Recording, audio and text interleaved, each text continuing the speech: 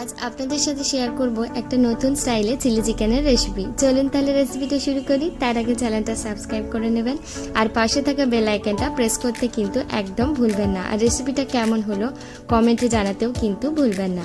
চলুন তাহলে রেসিপিটা শুরু করি। এখানে চিকেনটাকে ছোট ছোট পিস করে কেটে ভালো করে ধুয়ে রেখেছি। এরপর এখানে 1 টেবিল স্পুনের মতো আদা বাটা, 1 টেবিল স্পুনের মতো রসুন বাটা আর 2 টেবিল স্পুনের মতো কাশ্মীরি লঙ্কার গুঁড়ো দিয়েছি। আপনারা এর সাথে শুকনো লঙ্কার গুঁড়ো দিতে পারেন।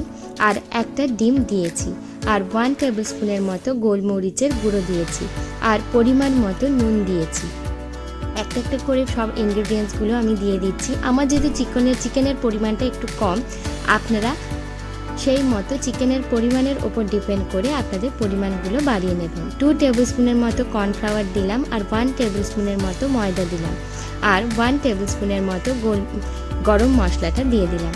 দিয়ে এটাকে খুব ভালো করে হাত দিয়ে মাখিয়ে নিতে হবে এবং একটা কোট করে নিতে হবে চিকেনের ওপর। এটাকে ভালো করে ম্যারিনেশনের জন্য ঢাকনা দিয়ে রেখে দেব 10 থেকে 15 মিনিটের জন্য। এই ভালো করে মাখানো হয়ে যাওয়ার পর এটার ওপরে 1 টেবিল স্পুনের মতো তেল দিয়ে আরও একবার এটাকে মাখিয়ে নেব। নিয়ে এটাকে ঢাকনা দিয়ে রেখে দেব।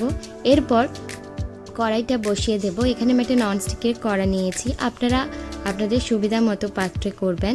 এরপর কড়াইতে পরিমাণ মতো সাদা তেল দিয়ে দেব। তেলটা গরম হওয়ার পর যে চিকেনটা 10 থেকে 15 মিনিটের জন্য ম্যারিনেশনের জন্য রেখেছিলাম ওটাই ভালো করে ফ্রাই করে নেব ব্যাচে ব্যাচে। এখানে আমি 3টে ব্যাচে এটাকে ভেজে নিয়েছি। দেখুন আমি চিকেনগুলো কড়াইতে দিতেই এটার ওপরে একটা কোট তৈরি হয়ে যাচ্ছে আর এটাকে খুব লাল লাল করে ভেজে তুলে নিতে হবে।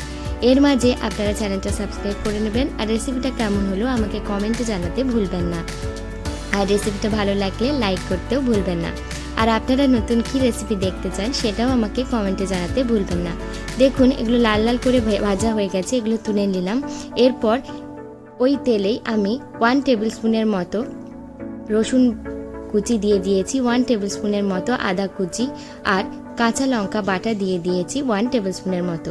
আর পেঁয়াজগুলোকে বড় বড় করে কেটে রেখেছিলাম, পেঁয়াজগুলো দিয়ে দিলাম। ওইখানে আমি একটা গোটা পেঁয়াজ কেটে রেখেছিলাম ওটা দিলাম আর হাফ ক্যাপসিকাম কেটে রেখেছিলাম ওটাও দিয়ে দিলাম। আর 2 থেকে 3টের মতো লঙ্কা কুচি করে রেখেছিলাম ওটাও দিয়ে দিলাম। দিয়ে একটু হালকা ফ্রাই করে নিলাম সবজিগুলোকে। এরপর 2 টেবিল স্পুনের মতো ভিনিগার দিয়ে দিয়েছি, সাদা ভিনিগার যেটা ওটা দিয়ে দিয়েছি।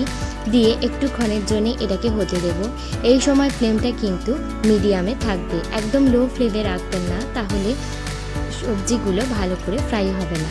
এরপর 1 টেবিল স্পুনের মতো টমেটো সস আর 1 টেবিল স্পুনের মতো চিলি সস দিয়েছি। আপনারা যেরকম ঝাল খান সেই মতো চিলি সসটা দেবেন।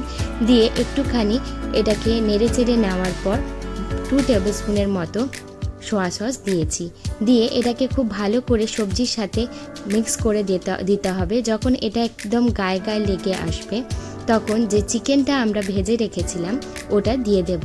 দিয়ে এই গ্রেভিটার সাথে চিকেনটাকে খুব ভালো করে কোট করে নিতে হবে। দেখুন আমি খুব ভালো করে এটাকে মিশিয়ে দিচ্ছি এবং প্রত্যেকটা চিকেনের গায়ে ভালো করে কোট হয়ে যাচ্ছে। এরপর 1 টেবিল স্পুনের মতো চিনি আর 1 টেবিল স্পুনের মতো আমি নুন দিয়েছি। দিয়ে ভালো করে নুন আর চিনিটা মিশিয়ে যাওয়ার পর এখানে আপনারা যেরকম গ্রেভি চান সেই মতো জল দিয়ে দেবেন। আমি এখানে 1 কাপের মতো, বড় কাপের 1 কাপের মতো জল দিয়েছি। দিয়ে ঢাকনা দিয়ে 5 থেকে 8 মিনিটের জন্য আপনারা মিডিয়াম ফ্লেমে এটাকে ফুটতে দেবেন। দেখুন আমার এটা জল দিয়ে দিয়েছি, ঢাকনা দিয়ে আমি রেখে দিলাম।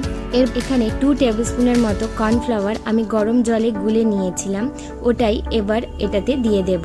5 থেকে 8 মিনিট পর দেখুন কত ভালোভাবে এটা তৈরি হয়ে গেছে। ওপর থেকে কর্নফ্লাওয়ারের যে মিশ্রণটা বানিয়ে রেখেছিলাম ওটা দিয়ে ভালো করে এটাকে নেড়ে চেড়ে দেবো। আপনাদের যদি গ্রেভিটা খুব বসা বসা লাগে তাহলে আপনারা এই সময় একটু গরম জল দিয়ে দেবেন। আমিও দিয়ে দিয়েছিলাম। ঢাকনা দিয়ে 1 থেকে 2 মিনিটের জন্য ফুটিয়ে নামিয়ে নিলেই তৈরি হয়ে যাবে নতুন স্টাইলে এই চিলি চিকেনটা।